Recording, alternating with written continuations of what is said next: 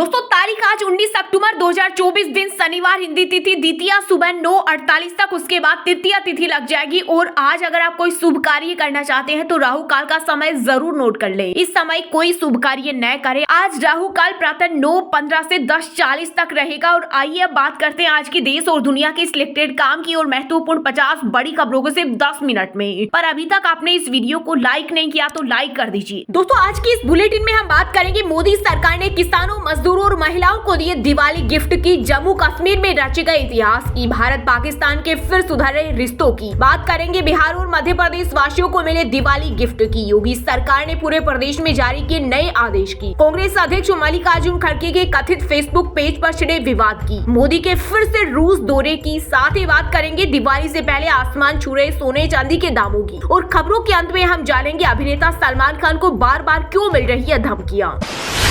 PM Modi ने बिहार वासियों को दिया दिवाली गिफ्ट। पर्यटन और आर्थिक विकास को मिलेगा बढ़ावा। केंद्र सरकार ने 1712 करोड़ की राशि को दी स्वीकृति। इस प्रोजेक्ट के तहत एक बड़ा पुल, 3 फ्लाईओवर, 25 अंडरपास और एक रेलवे ओवर ब्रिज बनाया जाएगा। पीएम मोदी अगले हफ्ते 23 से 24 अक्टूबर को करेंगे रूस का दौरा। पुतिन ने दिया 16वें ब्रिक्स शिखर सम्मेलन में शामिल होने का न्योता। साथ ही यात्रा के दौरान प्रधानमंत्री मोदी ब्रिक्स सदस्य देशों के अपने समकक्ष नेताओं के साथ करेंगे द्विपक्षीय बैठकें। योगी सरकार की ठोक 2 पॉलिसी के खिलाफ हम बोलते रहे। बहराइच हिंसा के आरोपियों के एनकाउंटर पर बोले एआईएमआईएम नेता ओवैसी। कहा, हम बीजेपी, पीएम मोदी और सीएम योगी से कई बार कह चुके हैं कि यह ठोक 2 की नीति है जो संविधान के खिलाफ है। बिहार के सारण, सिवान और गोपालगंज में जहरीली शराब से अब तक 53 मौतें। पुलिस ने 140 से अधिक जगहों पर छापेमारी कर 10 लोगों को किया गिरफ्तार। वहीं प्रशांत किशोर ने नीतीश सरकार पर साधा निशाना। का शराबबंदी के नाम पर सिर्फ ठेके बंद हैं, हर घर में बिक रही शराब। इतिहास में पहली बार जम्मू कश्मीर की सरकार ने भारत के संविधान के लिए शपथ। प्रधानमंत्री नरेंद्र मोदी ने एनडीए के मुख्यमंत्रियों की मीटिंग में कहा, इससे पहले राज्य के संविधान की शपथ होती थी। एनसीपी नेता बाबा सिद्दीकी के मर्डर के 6 दिन बाद एक्टर सलमान खान को फिर से मिली धमकी। मैसेज भेजने वाले ने खुद को लॉरेंस गैंग का बताया। कहा, 5 करोड़ दो या बाबा सिद्दीकी से भी बुरा हाल होगा। यूपी में अपराधियों की कमर तोड़ रही योगी सरकार। पिछले 7.5 वर्षों में अब तक 80,000 से अधिक बदमाशों को मिली सजा। वहीं पोक्सो एक्ट के तहत अगस्त 24 तक 12,135 अपराधियों को दिलाई गई गुनाहों की सजा। सोना पहली बार 77,000 के पार पहुंचा। फेस्टिव सीजन ने बढ़ाई गोल्ड की मांग। सोना प्रति 10 ग्राम 522 रुपए महंगा होकर 77,332 रुपए के स्तर पर पहुंच गया। वहीं चांदी 335 रुपए की तेजी के साथ 91,935 रुपए प्रति किलो पर बिक रही। दिवाली से पहले दिल्ली वासियों को सीएम आतिश सिंह ने दी बड़ी खुशखबरी। छात्रों और मरीजों से जुड़ी 2 बड़ी योजनाओं को फिर से किया शुरू। जय भीम योजना के तहत प्रतियोगी परीक्षाओं की कोचिंग के लिए सरकार भरेगी फीस। वहीं फरिश्ते के तहत मरीजों को मिलेगा मुफ्त इलाज। पूर्व पीएम इमरान खान की वजह से बिगड़े भारत से रिश्ते। पाकिस्तान के पूर्व प्रधानमंत्री नवाज शरीफ बोले, अब पुरानी बातों को भूलकर नई शुरुआत करने का आ गया समय। दोनों देशों के रिश्तों में जमी बर्फ अब पिघलनी चाहिए। सिसोदिया, केजरीवाल के बाद दिल्ली सरकार के पूर्व मंत्री और आप नेता सत्येंद्र जैन को मनी लॉन्ड्रिंग मामले में मिली सशर्त जमानत। 18 महीने बाद आएंगे जेल से बाहर। वह देश से बाहर नहीं जा सकते। आम आदमी पार्टी बोली, सत्य की हुई जीत। बिहार के बाद केंद्र ने मध्य प्रदेश को भी दिया दिवाली गिफ्ट। अब दोगुनी रफ्तार से होंगे विकास कार्य। सरकार ने 13,987 करोड़ रुपए की राशि ट्रांसफर की। हालांकि हर महीने ये राशि लगभग 7,000 होती है, लेकिन इस माह केंद्र ने इसे दोगुना आवंटित किया है। महाराष्ट्र के सीएम शिंदे के बेटे पर महाकाल मंदिर में नियम तोड़ने का आरोप। गर्भगृह में की पूजा अर्चना। उधर मंदिर प्रशासक ने जिम्मेदार पदाधिकारियों के खिलाफ कार्रवाई की बात कही। पुजारियों को छोड़कर गर्भगृह में कोई और नहीं जा सकता। इजराइल हमास युद्ध होगा समाप्त। बेंजामिन नेतन्याहू ने किया बड़ा ऐलान, मगर हमास के सामने रखा सभी बंधकों को लौटाने का प्रस्ताव। कहा, बंधक बनाने वालों को छोड़ेंगे नहीं। अगर हमास ने डाले हथियार तो समाप्त कर देंगे युद्ध। जम्मू कश्मीर को स्टेटहुड के प्रस्ताव को उमर अब्दुल्ला ने दी मंजूरी। सूत्रों के मुताबिक मुख्यमंत्री उमर अब्दुल्ला दिल्ली में पीएम मोदी से अगले 2 दिन में करेंगे मुलाकात और सौंपेंगे प्रस्ताव का ड्राफ्ट। दिल्ली, गुवाहाटी, कश्मीर समेत देश भर के कई हिस्सों में गुरुवार को दिखाई दिया सुपरमून। इस दौरान चंद्रमा का आकार सामान्य से 14% बड़ा दिखाई दिया और चांद 30% ज्यादा चमकीला भी नजर आया। इस साल यह तीसरा सुपरमून 15 नवंबर को फिर दिखेगा। आयुर्वेद सिर्फ भारत तक सीमित नहीं बल्कि यह एक प्राकृतिक इलाज है। सुप्रीम कोर्ट के चीफ जस्टिस डीवाई चंद्रचूड़ बोले, कोविड-19 के दौरान मैंने एलोपैथिक दवा नहीं ली, इसी से ठीक हुआ। हरियाणा विधानसभा चुनाव में मिली करारी हार के बाद आम आदमी पार्टी ने लिया बड़ा फैसला। महाराष्ट्र और झारखंड में नहीं लड़ेगी चुनाव। वहीं पार्टी का पूरा फोकस दिल्ली के चुनाव पर। आपके दिग्गज नेता सड़कों पर उतरे हुए हैं। कांग्रेस अध्यक्ष मल्लिकार्जुन खड़गे के कथित फेसबुक पेज पर छिड़ा विवाद। भाजपा का आरोप, सोशल मीडिया पेज नॉर्वे से मैनेज हो रहा। कहा, अपने लोगों के बजाय विदेशी संचालकों पर भरोसा क्यों? देश ने आपको इतना कुछ दिया है तो यह विश्वासघात क्यों? यूपी के बहराइच में मचे बवाल के बाद बड़ी कार्रवाई करने की तैयारी में योगी सरकार। आशियानों पर चलेगा बुलडोजर। लोक निर्माण विभाग द्वारा लाल निशान लगाए जाने से मचा हड़कंप। बाल विवाह के कारण जीवन साथी चुनने का विकल्प हो जाता है खत्म। सुप्रीम कोर्ट ने की सख्त टिप्पणी, जारी किए दिशा निर्देश। कहा, बाल विवाह से पर्सनल लॉ से नहीं रोका जा सकता। कानून में कई खामियां, अवेयरनेस की जरूरत। हरियाणा में सैनी सरकार के मंत्रियों की डिटेल प्रोफाइल, किसी पर कोई केस नहीं। कैबिनेट में शामिल 14 चेहरों में से 13 करोड़पति। गौरव गौतम युवा तो श्याम सिंह राणा सबसे बुजुर्ग, 1 डॉक्टर और 2 वकील।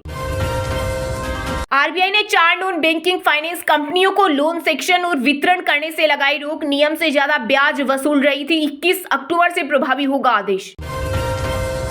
थर्ड पार्टी करेगी खाने पीने की दुकानों का फूड सेफ्टी ऑडिट। यूपी की राजधानी लखनऊ में FSSAI पहली बार करने जा रहा है। ऐसा प्रयोग खाद्य विभाग ने बताया कि बात सेहत की है, इसलिए गुणवत्ता में किसी तरह की लापरवाही की गुंजाइश नहीं छोड़ी जा सकती। मुंबई मेट्रो में यात्रा करने वालों के लिए खास सुविधा। अब यात्री व्हाट्सएप नंबर पर केवल हाई लिखकर बुक कर सकते हैं टिकट। इसके लिए मुंबई मेट्रो ने एक समर्पित व्हाट्सएप नंबर 8652635500 भी उपलब्ध कराया है।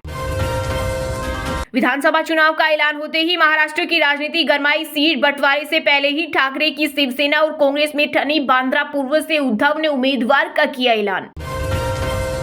उत्तराखंड में रूलिंग कमेटी ने सीएम धामी को सौंपा यूसीसी का अंतिम मसौदा। अब कैबिनेट मीटिंग में इस पर मुहर लगने के बाद जल्द ही यूनिफॉर्म सिविल कोड को प्रदेश भर में लागू कर दिया जाएगा। सरकार बोली, किसी टारगेट करने के लिए नहीं लाया गया है।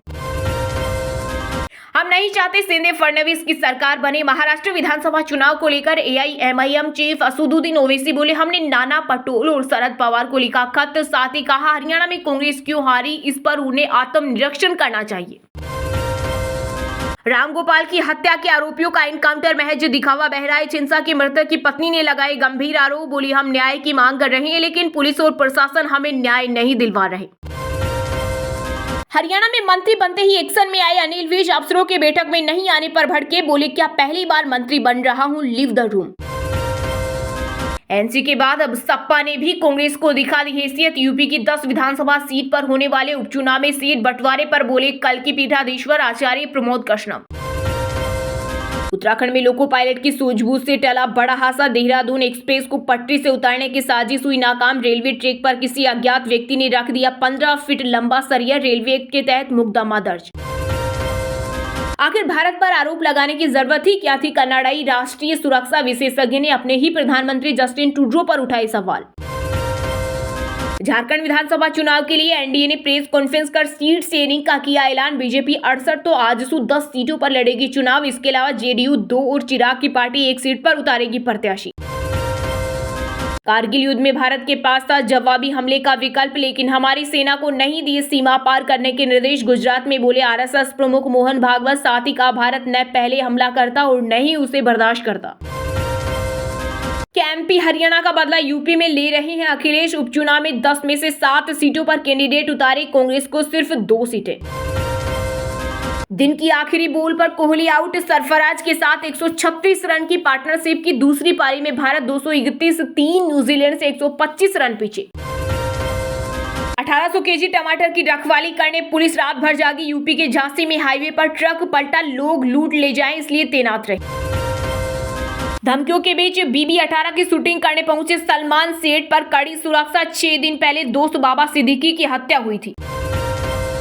बाबा सिद्दीकी मर्डर केस में आज 5 आरोपी गिरफ्तार। मुंबई क्राइम ब्रांच ने पनवेल इलाके से दबोचा। बहराइच हिंसा मामले में गिरफ्तार 5 आरोपियों को जिला कोर्ट ने 14 दिन की न्यायिक हिरासत में भेजा। सीजीएम आवास पर हुई पेशी। राजस्थान की राजधानी जयपुर में आरएसएस से जुड़े 10 लोगों को गोपा चाकू मंदिर में जागरण के दौरान हमला। गुस्साए लोगों ने दिल्ली अजमेर हाईवे किया जहां वहीं पुलिस ने हमला करने वाले आरोपी नसीब चौधरी और उसके बेटे को हिरासत में लिया। अन्य हमलावरों की तलाश जारी। मुंबई में ताइवान का खुला फिर तो भड़का चीन भारत को दे रहा गीदड़ भभकी। कहा दुनिया में केवल एक चीन है और ताइवान चीन के क्षेत्र का एक अविभाज्य हिस्सा है। वन विभाग और पुलिस टीम ने 10 लोगों को मारने वाले लेपर्ड को मारी गोली। राजस्थान के उदयपुर में 2 दिन पहले जहां हमला किया वहीं मारा गया। अधिकारी बोले आदमखोर की पुष्टि नहीं।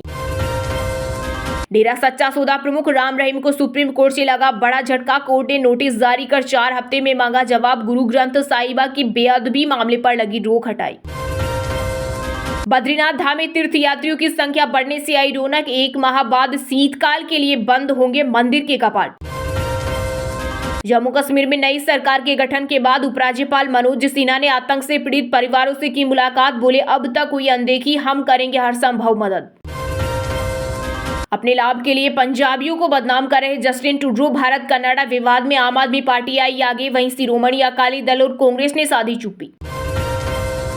राष्ट्रीय राजधानी में छाई धुंध, खराब श्रेणी में पहुंचा एक्यूआई। दिल्ली की आतिशी सरकार ने बुलाई आपात बैठक। वहीं पर्यावरण मंत्री गोपाल राय ने प्रदूषण से प्रभावित 13 क्षेत्रों में जरूरी कदम उठाने के दिए निर्देश। इजराइल पर हमले के मास्टरमाइंड याह्या सिनवार की मौत। पीएम नेतन्याहू ने पुष्टि की। कहा हमने हिसाब चुकता कर दिया लेकिन जंग अभी जारी।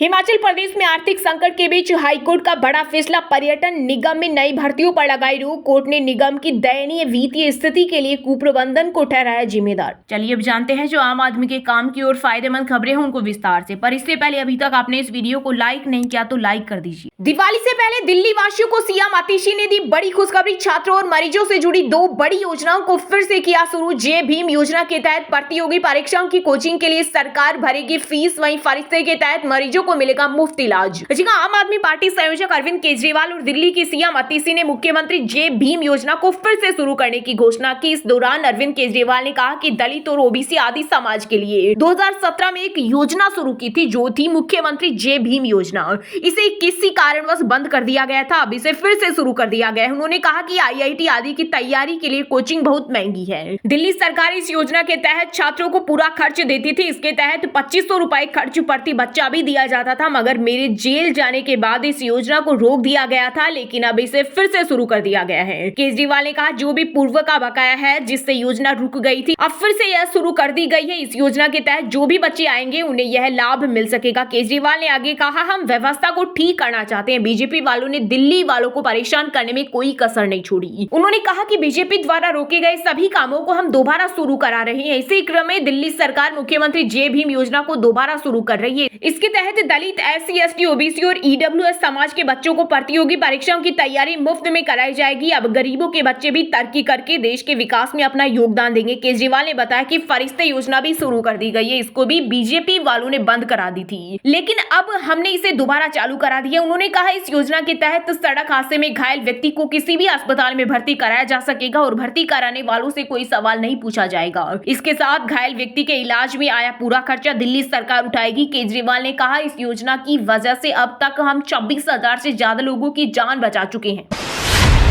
झारखंड विधानसभा चुनाव के लिए एनडीए ने प्रेस कॉन्फ्रेंस कर सीट शेयरिंग का किया ऐलान। बीजेपी 68 तो आजसू 10 सीटों पर लड़ेगी चुनाव। इसके अलावा जेडीयू 2 और चिराग की पार्टी 1 सीट पर उतारेगी प्रत्याशी। झारखंड विधानसभा चुनाव के लिए एनडीए के सहयोगी दलों के बीच सीट शेयरिंग की घोषणा की गई। रांची के प्रदेश बीजेपी कार्यालय में भाजपा और आजसू ने प्रेस कॉन्फ्रेंस कर सीट शेयरिंग का ऐलान किया। झारखंड में एनडीए के अंदर BJP 68, AJSU 10, JDU 2, Lojpa Ramvilas 1 seat पर चुनाव लड़ेंगी। नीतीश कुमार की पार्टी जेडीयू को जमशेदपुर पश्चिम और तमाड़ सीट दी गई है। चिराग पासवान की एलजेपी को चतरा सीट मिली है। वहीं इससे पहले केंद्रीय मंत्री और झारखंड चुनाव प्रभारी शिवराज सिंह चौहान ने कहा कि झारखंड में बीजेपी, आजसू, जेडीयू और लोजपा रामविलास साथ मिलकर चुनाव लड़ेगी। हम लोग साथ में चुनाव प्रचार करेंगे। इस दौरान असम के सीएम हेमंत बिस्वा शर्मा, झारखंड बीजेपी अध्यक्ष बाबूलाल मरांडी, आजसू प्रमुख सुदेश महतो भी मौजूद रहे। दरअसल झारखंड में 13 नवंबर को पहले चरण का मतदान होना है। इसके लिए अधिसूचना जारी कर दी गई है। पहले चरण के लिए 25 अक्टूबर तक नामांकन नामांकन प्रक्रिया चलेगी। इसके बाद 28 नवंबर को पर्चे की स्क्रूटनी की जाएगी। 30 अक्टूबर तक प्रत्याशी अपना नाम वापस ले सकते हैं। वहीं दूसरे चरण के लिए 20 नवंबर को मतदान होना है। इसके लिए 22 अक्टूबर को अधिसूचना जारी की जाएगी। नामांकन की आखिरी तारीख 29 अक्टूबर होगी। दूसरे चरण में 20 नवंबर को मतदान होना है। इसके लिए 30 अक्टूबर को पर्चे की स्क्रूटनी की जाएगी। 1 नवंबर तक प्रत्याशी अपना नाम वापस ले सकते हैं। 23 नवंबर को मतगणना होगी। बता दें कि झारखंड विधानसभा में 81 सीटें हैं। इनमें 44 अनारक्षित, 28 एसटी, 9 एससी के लिए सुरक्षित सीटें हैं। निर्वाचन आयोग के आंकड़ों के अनुसार 15 अक्टूबर 2024 तक झारखंड में कुल 2.6 करोड़ मतदाता हैं। इनमें 1.29 करोड़ महिला और 1.31 करोड़ पुरुष हैं। इस योजना में 11.84 लाख युवा पहली बार अपने मताधिकार का इस्तेमाल करेंगे।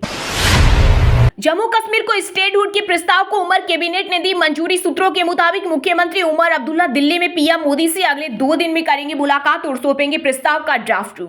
जम्मू कश्मीर के राज्य के दर्जे की बहाली के लिए मुख्यमंत्री उमर अब्दुल्ला की कैबिनेट ने प्रस्ताव पास कर दिया। कैबिनेट मीटिंग में यह फैसला लिया गया। सूत्रों के मुताबिक उमर अगले 1 से 2 दिन में दिल्ली में प्रधानमंत्री नरेंद्र मोदी से मुलाकात करेंगे और उन्हें प्रस्ताव का ड्राफ्ट सौंपेंगे। उमर ने विधानसभा चुनाव के दौरान भी कहा था कि कैबिनेट की पहली मीटिंग में ही जम्मू कश्मीर को राज्य का दर्जा बहाल करने के प्रस्ताव को मंजूर किया जाएगा। 16 अक्टूबर को सीएम पद की शपथ लेने के बाद अगले दिन ही उन्होंने प्रस्ताव पास किया। इस दौरान कैबिनेट की मीटिंग में डिप्टी सीएम सुरेंद्र चौधरी, मंत्री सकीना मसूद, ईटू, जावेद अहमद राणा, जावेद अहमद डार और सतीश शर्मा भी मौजूद रहे। वहीं पीडीपी ने उमर कैबिनेट के फैसले को लेकर कहा कि यह हमारे लिए बड़ा झटका है। उमर सरकार ने स्टेटहुड बहाली का प्रस्ताव क्यों पारित किया? 370 की बहाली पर भी फैसला करना चाहिए था। पीडीपी विधायक वहीद परा ने कहा, उमर अब्दुल्ला का राज्य के दर्जे पर प्रस्ताव पारित करना 5 अगस्त 2019 के केंद्र के फैसले का समर्थन करने से कम नहीं है। उमर ने 370 को बहाल करने के वादे पर ही वोट मांगे थे। दरअसल केंद्र सरकार ने 5 अगस्त 2019 को जम्मू कश्मीर से अनुच्छेद 370 हटाने के साथ ही प्रदेश का पूर्ण राज्य का दर्जा खत्म करते हुए उसे 2 यूनियन टेरिटरी में बांट दिया था।